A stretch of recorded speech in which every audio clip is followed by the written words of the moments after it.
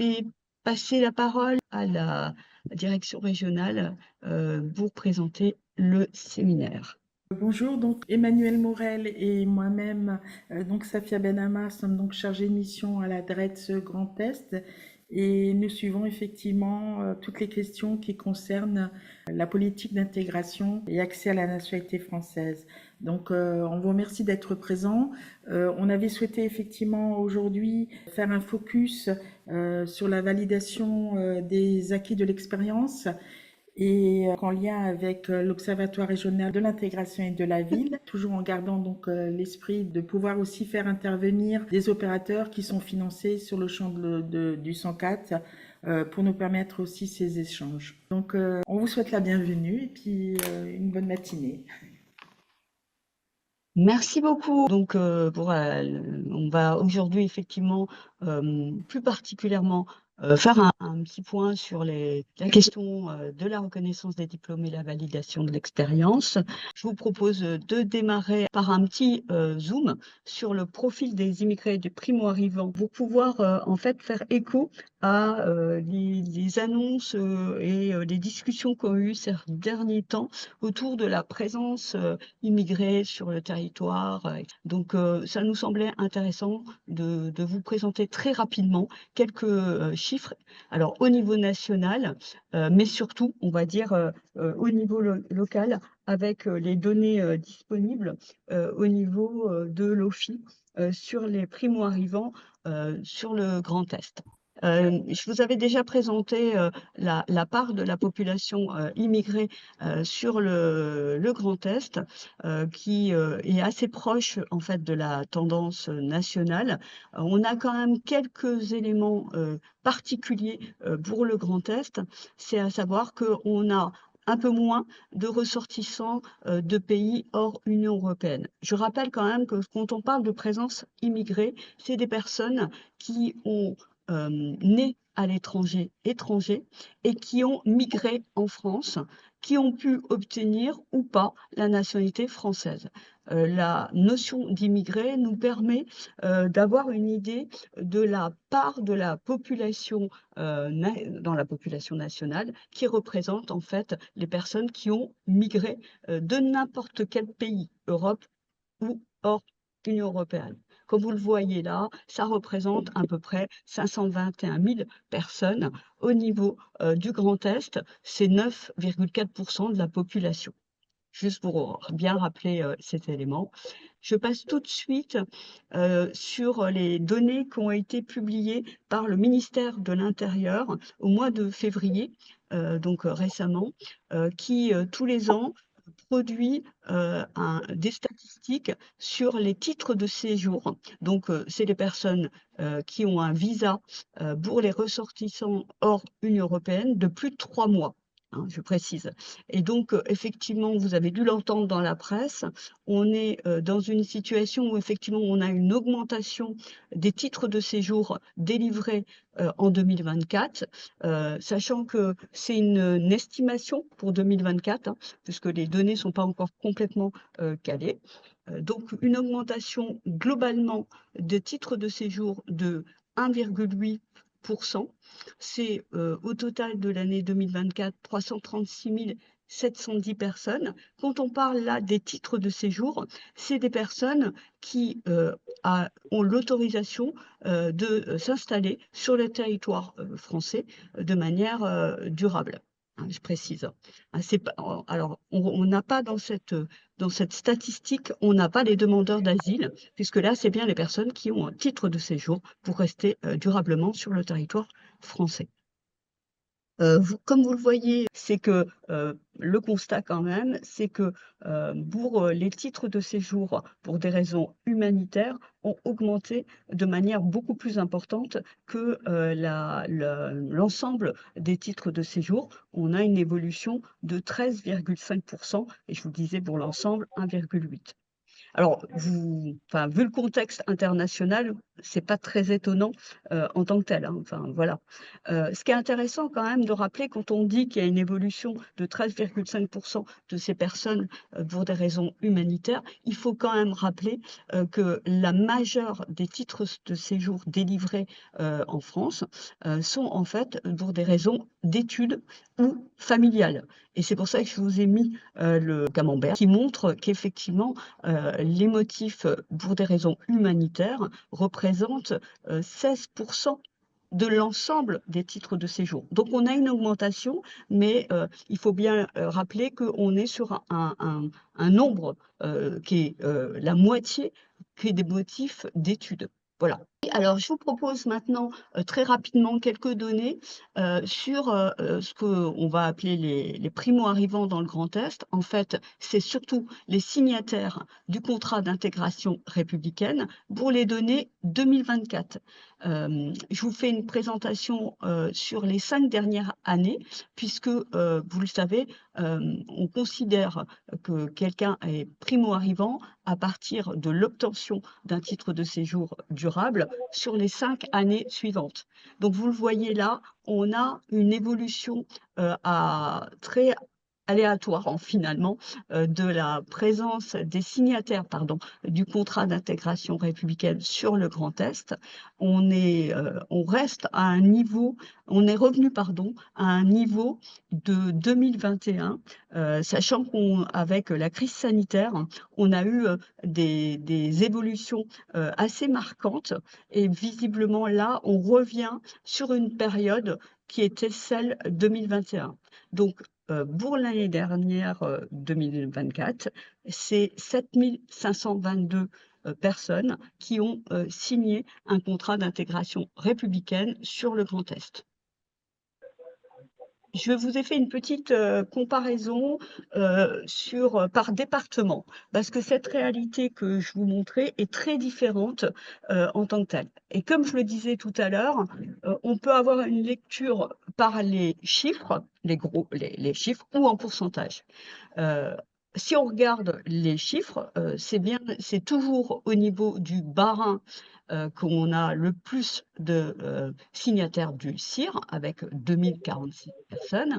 On a ensuite la Moselle, le Haut-Rhin, puis la Meurthe-et-Moselle, et cetera. Si maintenant je regarde en pourcentage et les évolutions entre 2021 et 2024, comme vous pouvez le voir, on a en pourcentage et en nombre, on a une baisse d'arrivée des signataires du CIR sur le Bas-Rhin, par contre, on a, des augmentations pour d'autres départements, la Moselle en particulier, la Meurthe-et-Moselle, enfin pardon, le Haut-Rhin et la Meurthe-et-Moselle.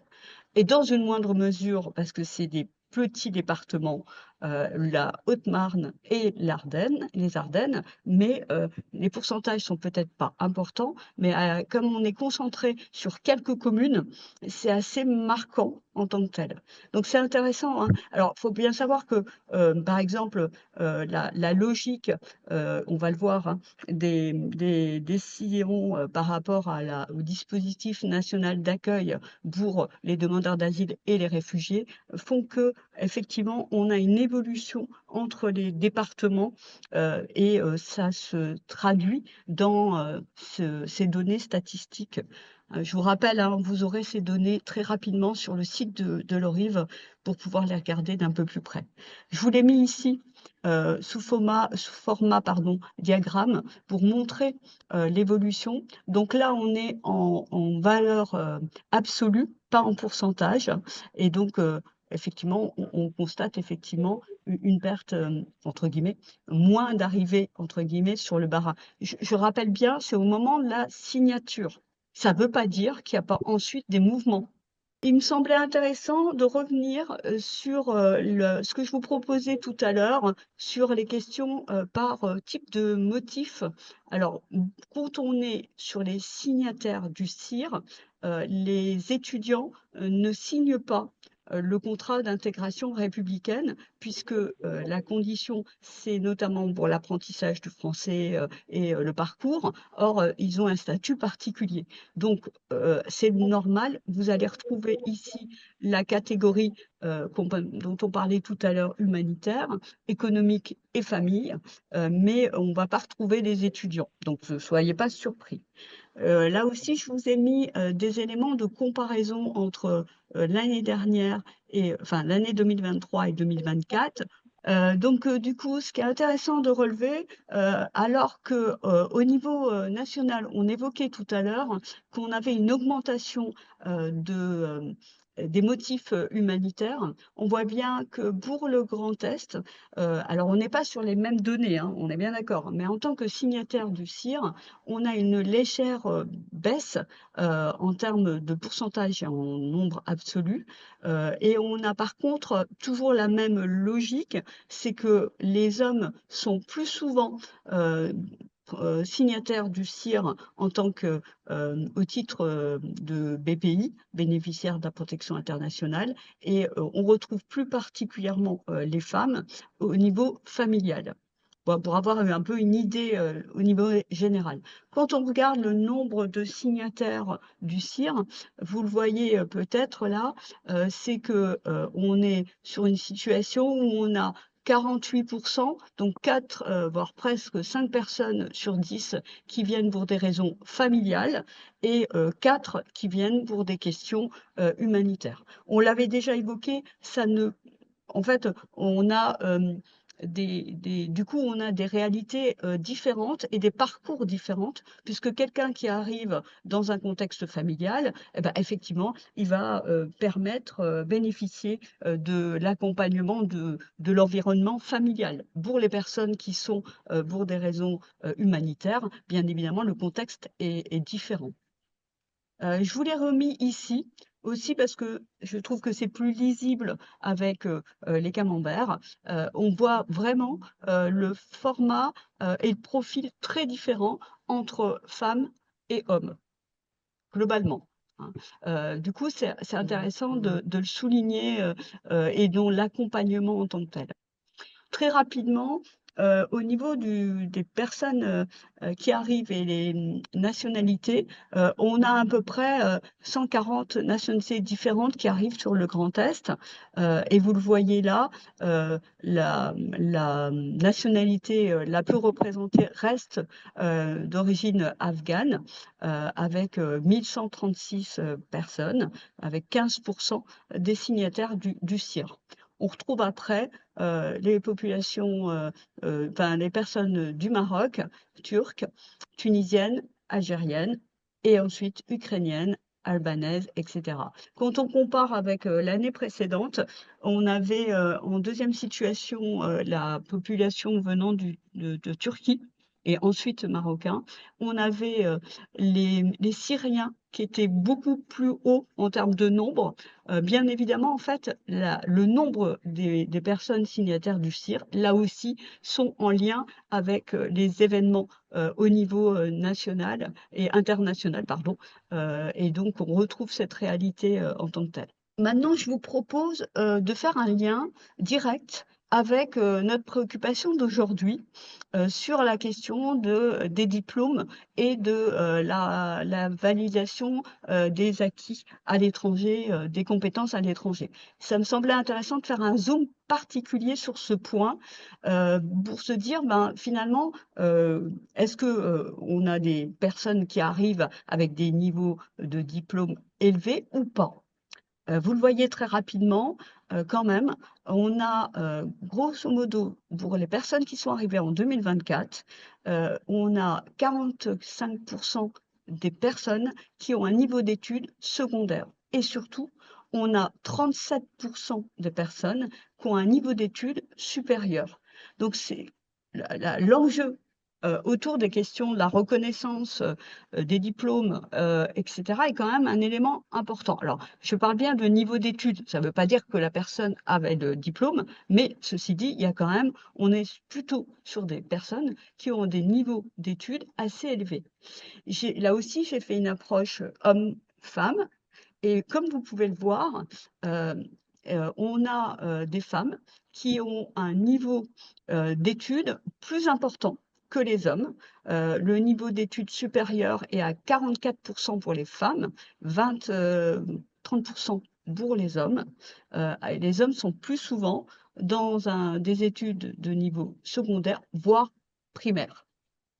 Ça me paraît important parce que, en fait, souvent, on va plutôt aller regarder du côté des hommes pour les accompagner, dans, l'emploi.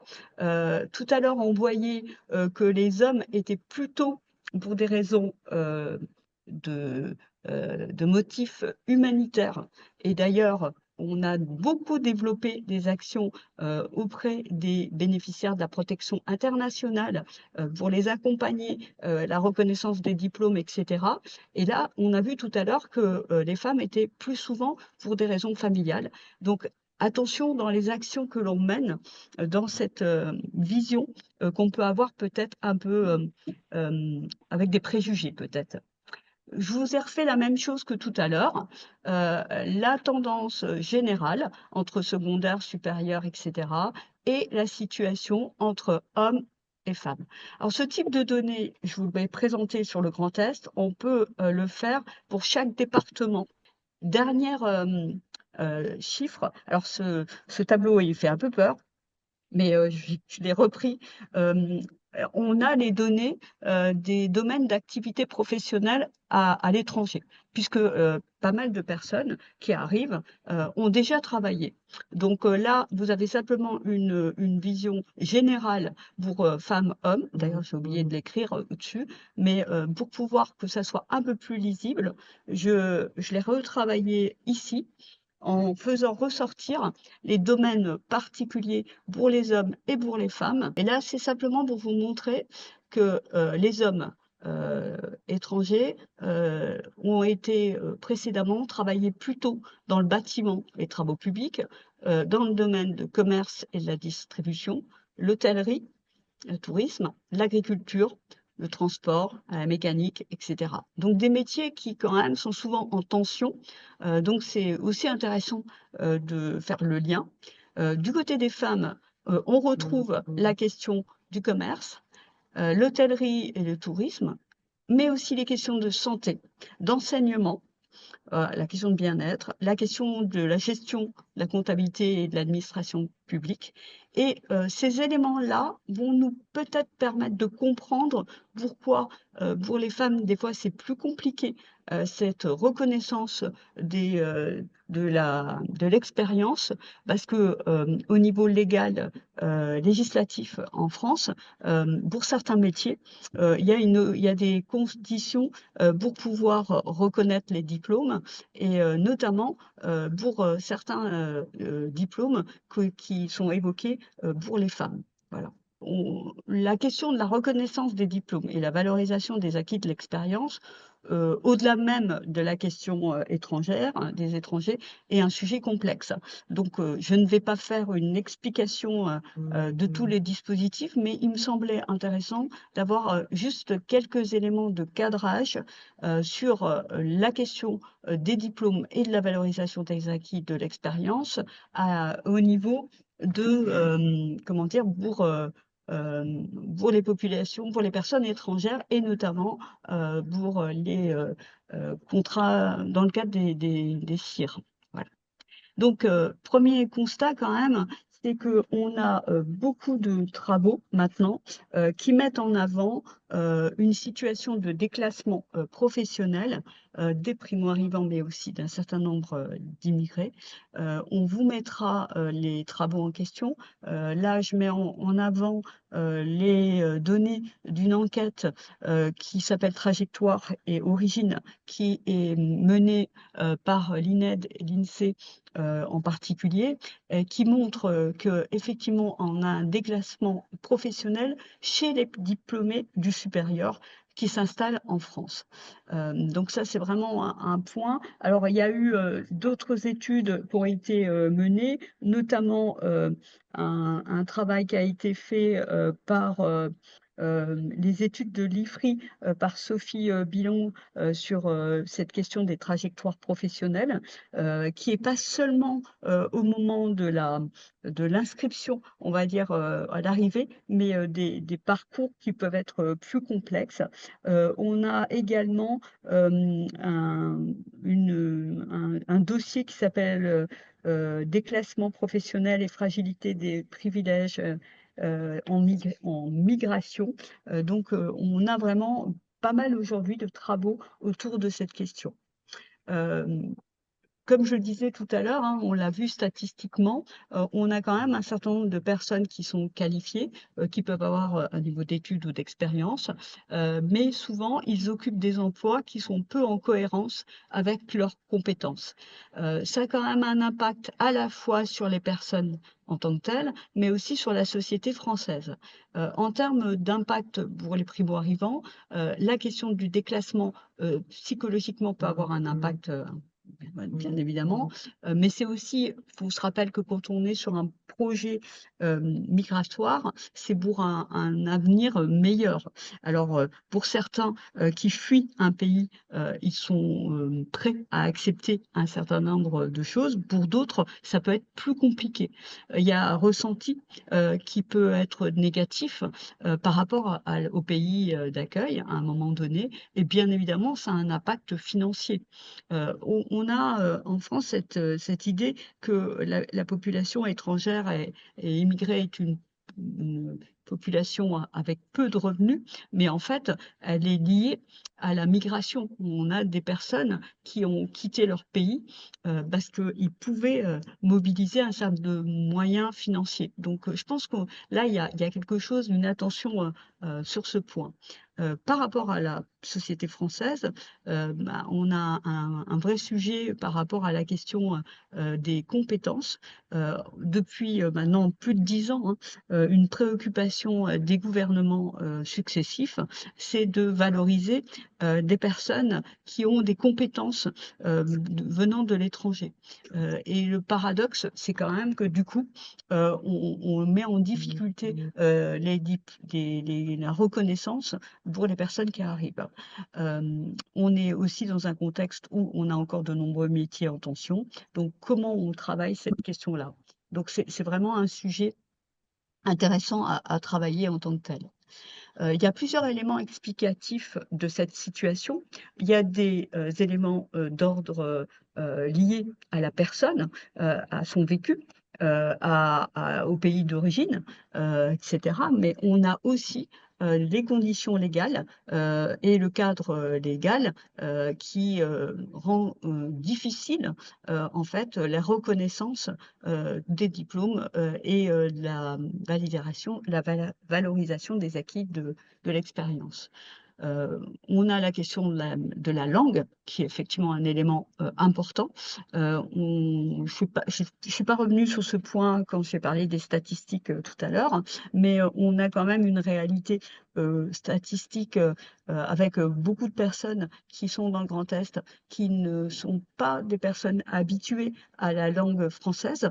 Et donc, la question de la maîtrise de la langue est un élément important.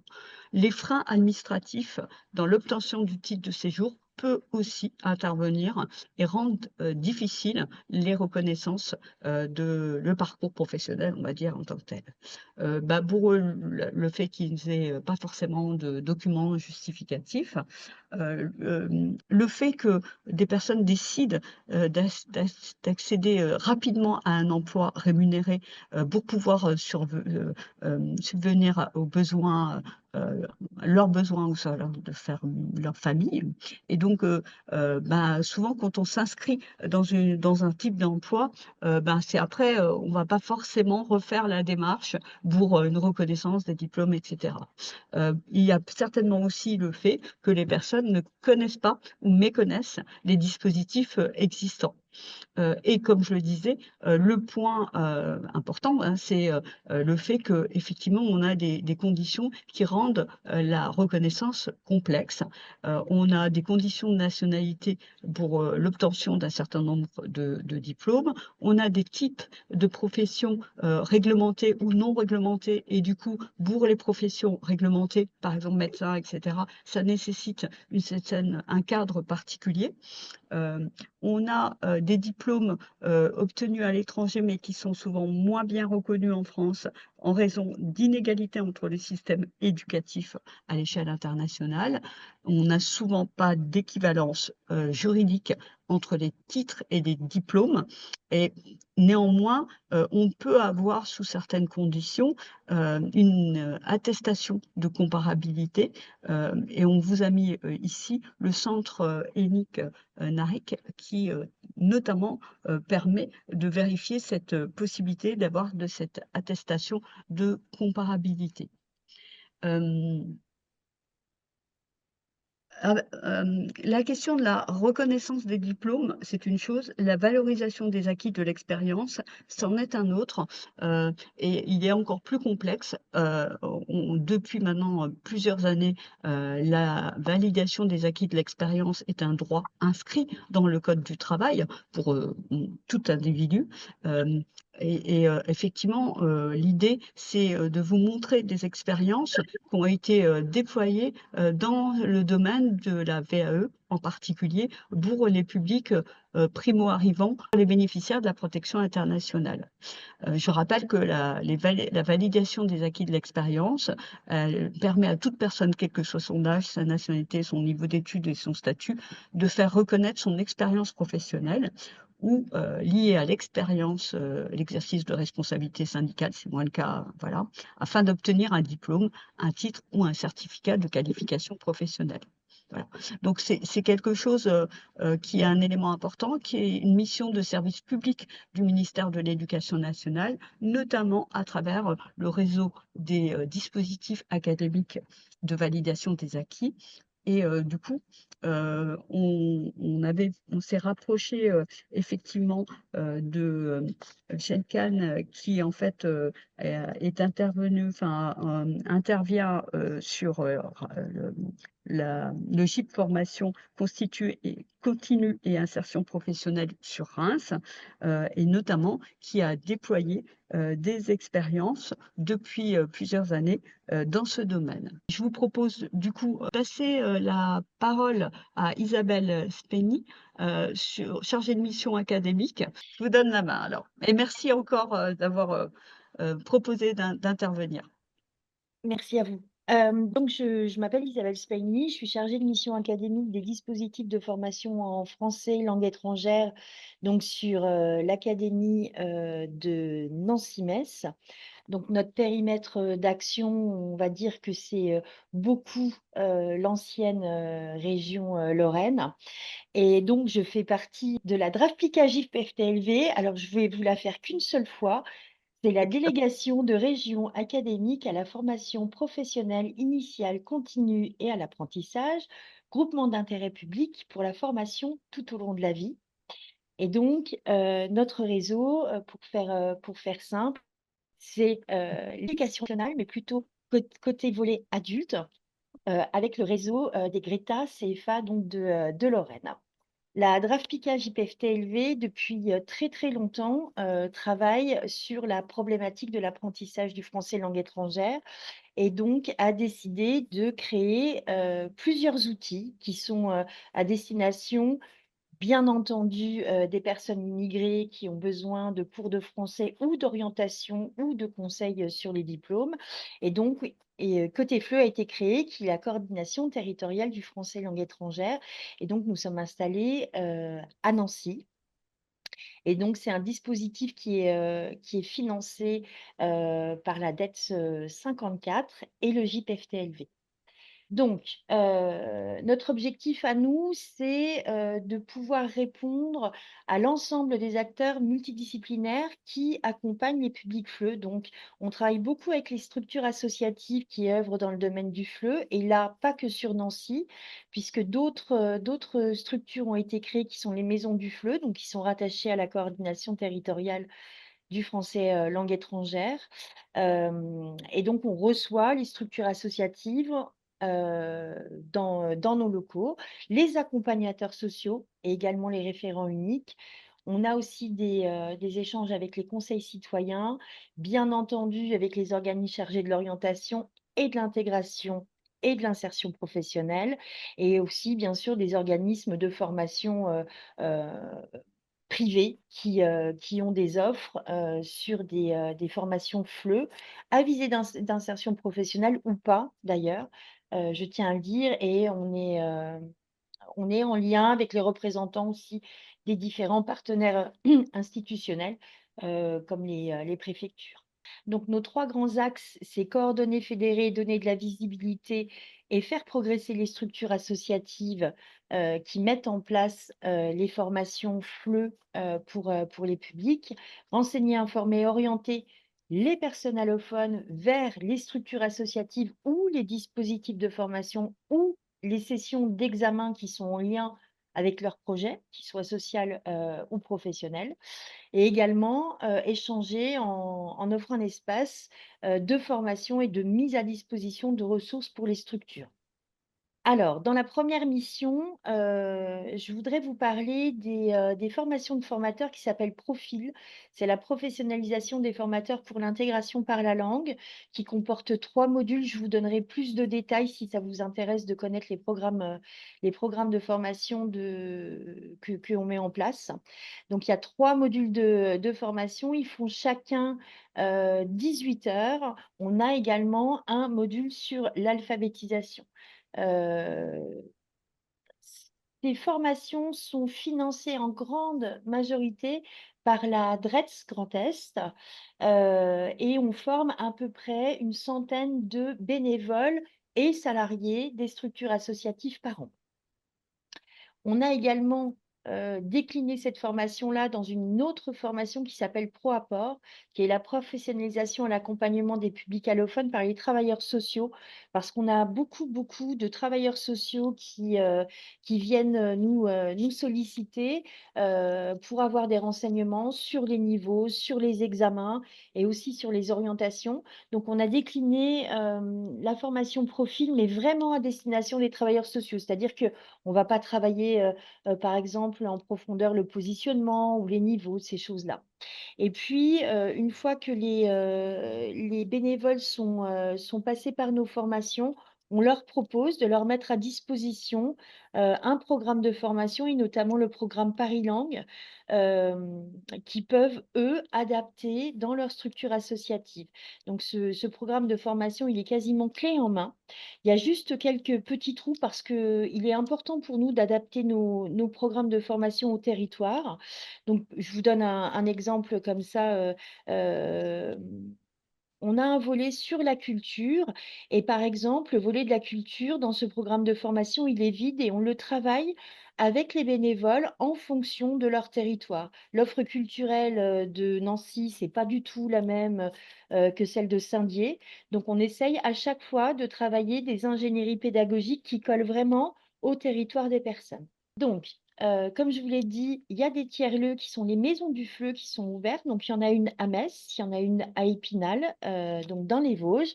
On va ouvrir une antenne très prochainement, sur le territoire de ah, j'ai marqué Thionville, c'est Longwy. Je vous prie de m'excuser, j'ai fait une sur le territoire de Longwy. On est en train de réfléchir à ouvrir également une antenne sur Forbach, parce qu'on nous sollicite beaucoup et on se rend bien compte qu'il y a des besoins. Donc, on informe, les publics qui souhaitent des cours de FLE, on leur donne les adresses des structures associatives proches de leur lieu, de résidence. Après, je vais être, tout à fait, honnête avec vous. Aujourd'hui, et je sais qu'il y a des personnes qui font partie du monde associatif autour de nos écrans. Aujourd'hui, cette mission devient assez complexe parce que nos structures associatives sont saturées et qu'il est extrêmement compliqué de pouvoir prendre de nouvelles inscriptions.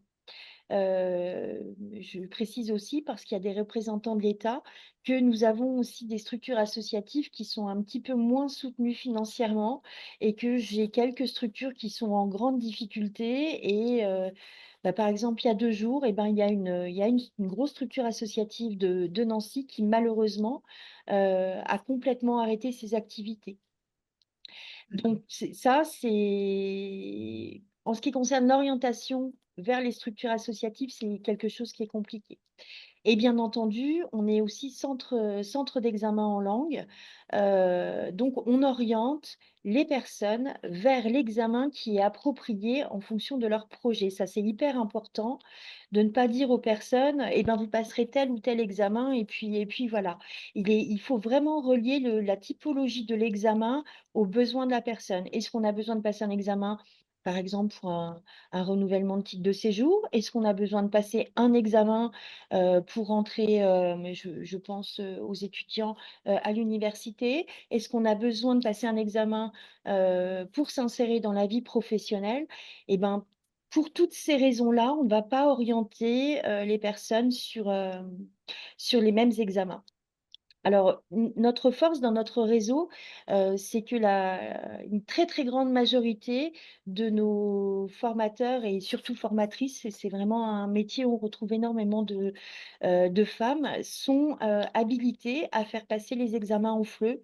Donc quand on les prépare à la passation de l'examen, c'est vrai que pour nous, c'est vraiment un atout. Donc on a également à côté FLE ah oui, échanger aussi. Donc on a un centre de ressources à Nancy, il y en a aussi à Metz et à Épinal. Donc, les maisons du FLE sont également équipées de ressources pédagogiques et toutes ces ressources-là, nous, on en a un peu plus de 120 sur Nancy actuellement.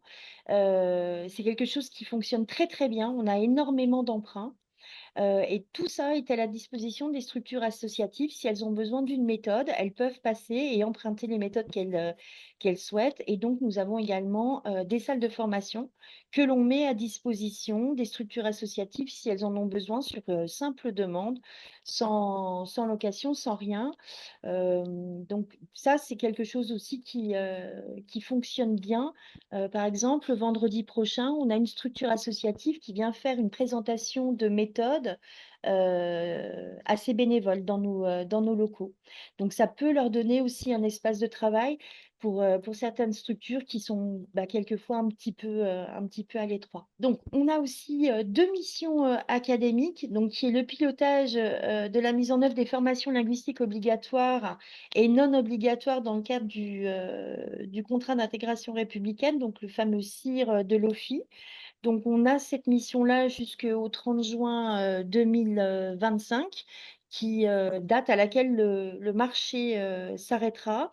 Pour diverses raisons et après discussion avec notre DRAFPIC et avec la directrice du GIP, nous n'allons pas nous repositionner sur ce marché-là. De un, je vous le dis très clairement parce que nous n'en avons pas les capacités. Ce marché est vraiment encore plus contraint que l'ancien où on nous demande 0 jour de fermeture hormis les jours fériés. Les samedis, les soirées et les dimanches également sur demande des directions territoriales. Nous, on intervient dans les établissements scolaires et on n'a pas possibilité d'avoir accès aux locaux quand bon nous semble. Donc c'est quelque chose qui aurait été extrêmement difficile à mettre en œuvre. Ça, c'est vraiment la première raison. Et puis la deuxième raison, c'est que en échangeant avec l'ensemble de mes collègues, pédagogiquement pour nous, ce nouveau marché, il tient pas trop la route, quoi. Et on nous demande de faire, avec les mêmes moyens, avec le même nombre d'heures, de monter d'un niveau. donc avec des personnes analphabètes. Donc 600 heures avec une personne analphabète pour arriver à un niveau A2, je ne voudrais pas m'engager pour dire que c'est possible parce que avec 600 heures, on a déjà beaucoup de mal à les emmener à un niveau A1. Je sais que parmi nous, il y a plusieurs personnes qui accompagnent ces publics-là, analphabètes, et on sait à quel point c'est difficile et que la progression est longue. Donc voilà, nous garderons de bonnes relations avec les DT de l'OFI, mais nous ne nous positionnerons pas sur ce nouveau marché. Et notre deuxième mission académique, c'est le pilotage et la mise en œuvre des formations qui sont financées par la région Grand Est, apprentissage de langue française à visée professionnelle, donc, et à destination des demandeurs d'emploi. Donc là, c'est vraiment travailler la langue par rapport à des métiers particuliers. Donc les métiers nous sont imposés pour que les personnes donc puissent s'insérer dans l'emploi et de façon durable. Et dans ces formations-là, bien entendu, nous, dans notre proposition, on avait mis un examen en français langue étrangère pour que les personnes puissent s'insérer dans l'emploi d'un côté, mais aussi si elles ont besoin de demander un renouvellement de papier ou quelque chose comme ça puisse aussi leur servir dans leur vie personnelle. Je vous ai mis juste quelques petites photos de nos réalisations. Là, par exemple, c'est un groupe, là, c'est la chocolaterie Bat. On les a emmenés visiter une chocolaterie. Celle d'avant, on a emmené notre groupe qui est dans des structures d'insertion par l'activité économique, en fait. On travaille beaucoup là à essayer de les amener à un emploi pérenne avec, on fait un test avec ces apprenants-là, et notamment, ils sont allés construire un petit robot à l'IUMM, c'était super. Donc la chocolaterie Bat après, et puis celle d'après, je ne sais plus. Bah, ça, c'est une de nos salles de formation. Ça, ce sont les maisons du Fleu, donc des Vosges et de la Moselle. Voilà, c'est quelques petites photos, et moi j'insiste vraiment sur le fait que la maîtrise de la langue, il faut absolument travailler sur la maîtrise de la langue avant d'envisager tout et quoi que ce soit. Là, c'est une photo d'un groupe d'OEPRE parce que j'interviens quelquefois aussi avec ce groupe-là, notamment sur le territoire de Lunéville. Là, c'est le ProApport. On a fait une présentation aux étudiants de l'IRTS. Je vous ai mis quelques petits logos des partenaires, des financeurs, des choses comme ça. Et la dernière slide, eh ben, c'est un petit numéro de téléphone, notre adresse mail. Et si vous avez des questions, ben, n'hésitez pas, on vous y répondra. Merci beaucoup, merci Isabelle. Et du coup, je vais passer la parole à Kira et Lou. Et déjà, merci d'avoir accepté d'intervenir. Alors, on avait déjà présenté il y a quelque temps, en fait, le CIDFF sur d'autres actions. Et du coup, là, il nous semblait que c'était intéressant de revenir sur l'apprentissage du français à visée professionnelle. Voilà, je vous passe la parole, Kira. Merci Muriel. Bonjour à tous et à toutes. Donc, je vais vous faire une présentation rapide de notre structure, le Centre d'information sur le droit des femmes et des familles du Haut-Rhin. Donc, le CIDF du Haut-Rhin a été fondé en 82, donc il y a une quarantaine d'années. Il est membre de la fédération régionale et d'une fédération nationale. Donc, le CIDF a une mission d'intérêt général au niveau de l'ensemble des CIDF. Nous avons deux grands axes qui se dégagent, qui sont l'accès au droit et la lutte contre les violences familiales et les violences sexistes, sexuelles, ainsi que la promotion de l'égalité. Et donc, chaque CIDF a des actions qui leur sont propres et qui ne sont pas forcément identiques d'un CIDF à l'autre. Au niveau de nos valeurs et de nos engagements, donc on peut retenir la confidentialité des entretiens que nous avons avec l'ensemble des publics et des professionnels, la gratuité. Nos actions sont ouvertes à tous et à toutes, hein, d'une manière générale. Et donc souvent, les CIDF sont perçus sous le prisme du féminisme. Donc on entend par là une culture de l'égalité entre les hommes et les femmes et la déconstruction des stéréotypes et des logiques de domination. Donc voilà pour résumer les grandes lignes, hein, de l'ensemble des CIDF. Donc là, je vais passer au CIDF du Haut-Rhin. Donc, il est composé d'une équipe pluridisciplinaire qui compte 28 salariés, soit 23 ETP.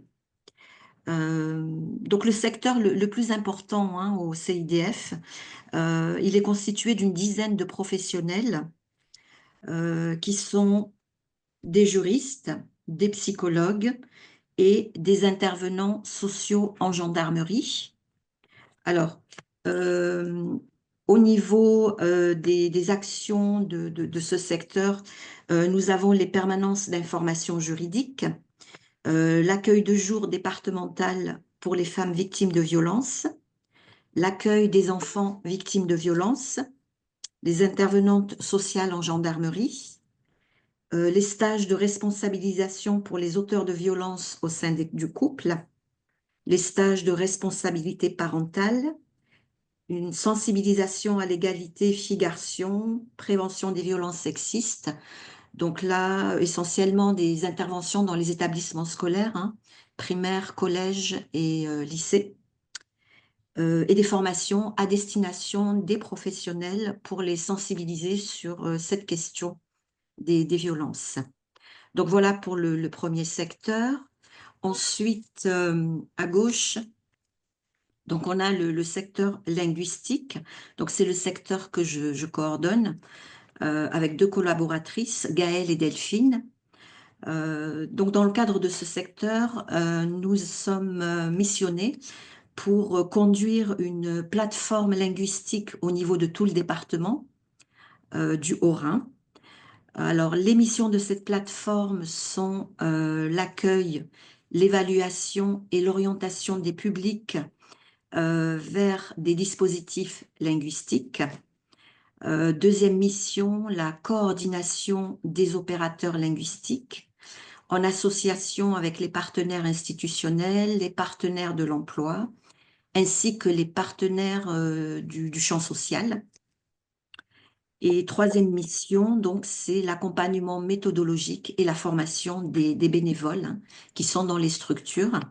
Et donc là, je rejoins Madame Speni, hein, qui a pris la parole tout à l'heure, pour dire que nous, on est confrontés au même problème, c'est-à-dire que les structures qui dispensent des cours commencent à être saturées.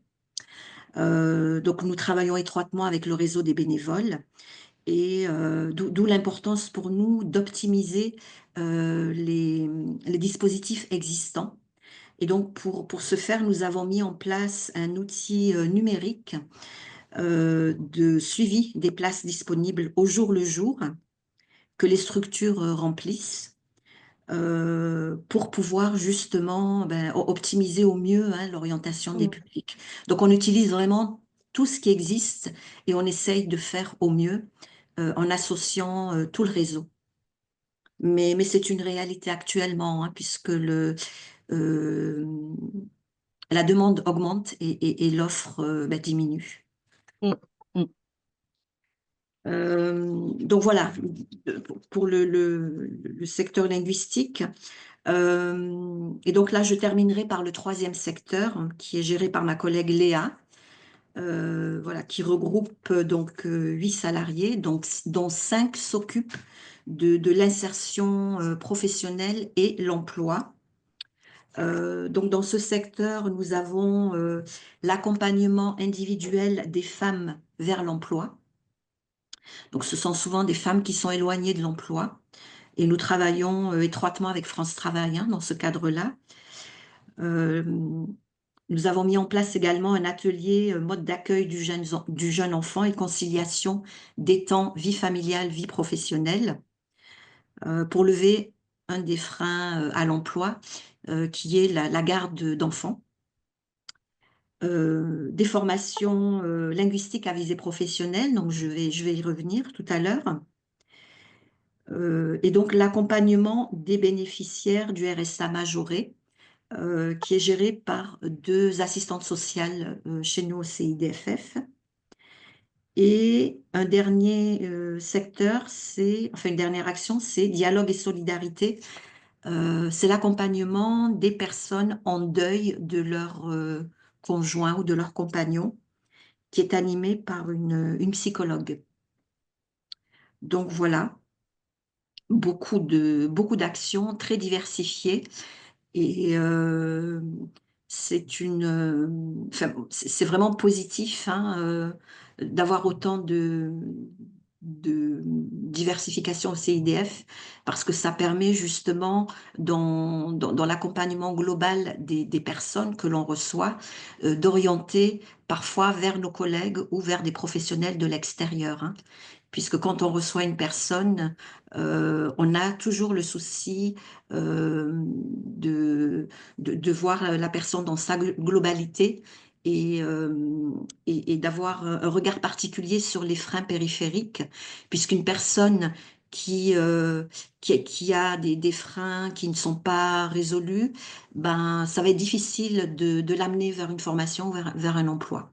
Donc c'est une question qui nous préoccupe et dont on tient compte au niveau de tous nos accompagnements.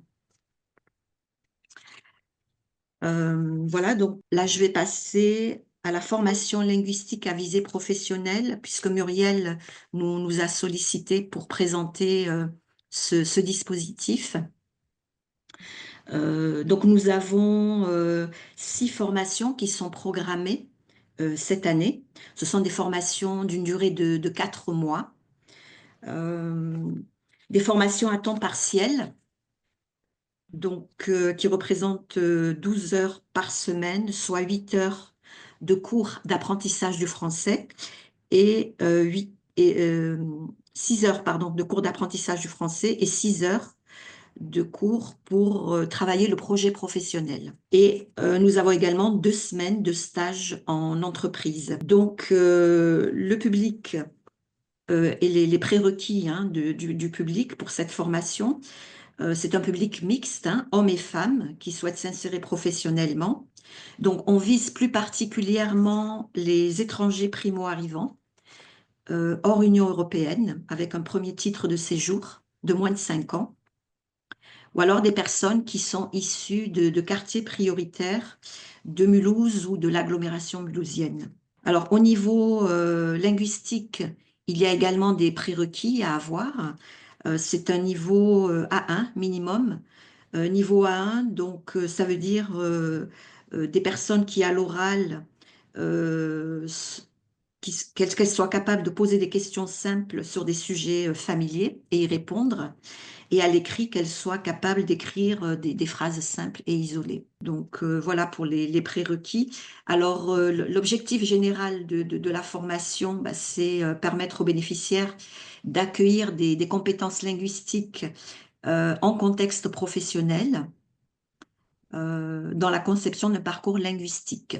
Au niveau des objectifs opérationnels, l'un des objectifs, c'est l'accompagnement de la personne dans la définition d'un projet professionnel qui soit cohérent et réaliste.